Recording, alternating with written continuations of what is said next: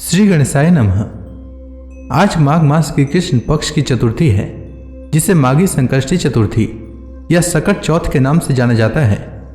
इस दिन चौथ माता की कथा अवश्य सुननी चाहिए। चौथ माता की कथा सुनने मात्र से व्रत का पूर्ण फल प्राप्त हो जाता है।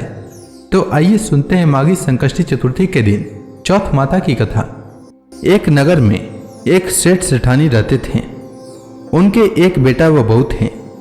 बहू बर्तन साफ कर पानी डालने नीचे जाती तो पड़ोसन पूछती, आज खाने में क्या खाया? तो वह कहती, बासी कुसी तरबासी। एक दिन जब वह बर्तन साफ कर पानी फेंकने गई तो प्रतिदिन की तरह पड़ोसन ने पूछा, आज खाने में क्या खाया? तो उसने प्रतिदिन की तरह उत्तर दिया, बासी कुसी तरबासी।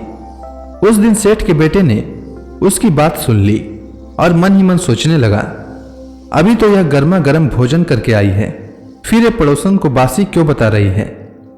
दूसरे दिन उसने अपनी मां से कहकर खीर खांड का भोजन बनवाया। मां, बेटा और बहू ने साथ बैठकर प्रसन्नता से भोजन किया। बहू बर्तन साफ कर पानी डालने नीचे गई तो पीछे पीछे उसका पति भी गया। आज भी हमेशा की तरह पड़ोसन ने पूछा, आज खाने में क्या खाया? तो उसने प्रतिदिन वाला उत्तर दिया, बासी कुसी तरबासी। उसके पति को बहुत गुस्सा आया। रात्रि होने का इंतजार करने लगा। जब रात्रि में पत्नी कमरे में आई तो हाथ पकड़कर बोला, मेरे सामने खीर खांड के भोजन करके आई है, फिर पड़ोसन को बासी भोजन क्यों बताया? तब वह मुस्कुराकर बोली कि यह आपके पूर्वजों की कमाई है। यह धन ना आपने कमाया न आपके पिताजी ने, तो हुई न बासी। यह सुनकर उसने परदेश जाने का विचार कर सुबह उठकर मां से बोला, मां, मैं कमाने के लिए परदेश जाऊंगा। मां ने कहा, अपने पास बहुत धन है, तुझे परदेश जाने की कोई आवश्यकता नहीं है। लेकिन वह नहीं माना और मां की आज्ञा लेकर वह कमाने के लिए परदेश चला गया। वहां उसको एक सेठ के यहाँ नौकरी मिल गई। कुछ समय में ही उसने सारा कामकाज संभाल लिया और सेठ का विश्वास पात्र बन गया। सेठ अपना सारा कारोबार उसे सौंपकर तीर्थ यात्रा पर चला गया। इधर सास ने बहू से कह रखा था कि परिंदे का पानी और चूल्हे की आग कभी बुझने मत देना, परंतु एक दिन चूल्हे की आग बुझ गई। बहू पड़ोसन के घर अग्नि लेने गई।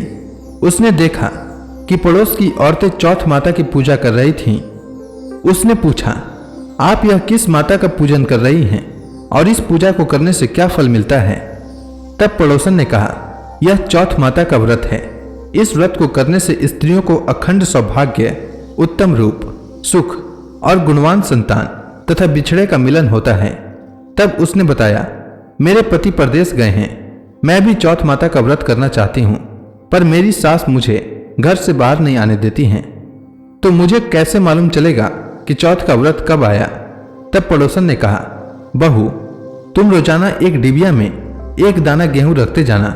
जब 30 दाने हो जाएं, उस दिन चौथ माता का व्रत रख लेना और शाम को चौथ विनायक जी का पूजन कर चंद्रमा को अर्घ देकर फिर खाना खा लेना। साहूकार की बहू को पड़ोसन के कहे अनुसार व्रत करते हुए बहुत समय बीत गए। चौथ माता ने सोचा कि यदि इसकी नहीं सुनी तो मुझे मानेगा कौन। तब चौथ माता ने साहूकार के बेटे को स्वप्न में जाकर कहा कि साहू का बेटा सो रहा है या जाग रहा है। तो उसने कहा, ना सो रहा हूं और ना जाग रहा हूं, चिंता में हूं। इस पर चौथ माता ने कहा, चिंता छोड़ और घर जाकर तेरे परिवार को संभाल। तब साहूकार के बेटे ने कहा, मेरा कारोबार बहुत फैला है।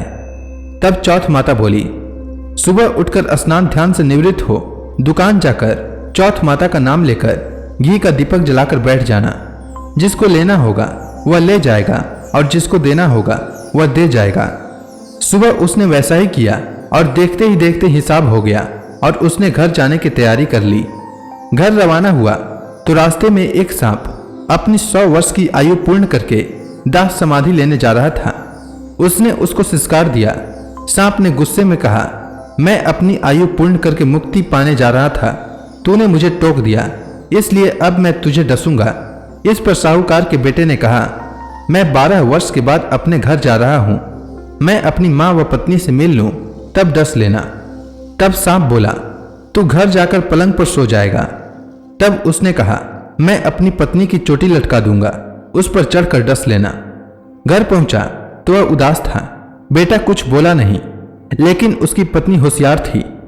सब बात पता करके उसके कमरे की एक सीढ़ी पर दूध, दूसरी पर चूरमा, तीसरी पर बालू रेत, इत्र और फूल आदि रखकर चौथ माता से प्रार्थना की, हे चौथ माता, मेरे पति के प्राणों की रक्षा करना। अर्धरात्रि में सांप आया और दूध पिया, चूरमे व बालू मिट्टी में किलोले करा, फिर बोला, साहूकार के बेटे की बहू, सुख तो बहुत दिया पर वचनों का बंधा हूं, डसूंगा तो जरूर। तब चौथ बिंदायक जी ने सोचा, इसकी रक्षा तो करनी चाहिए।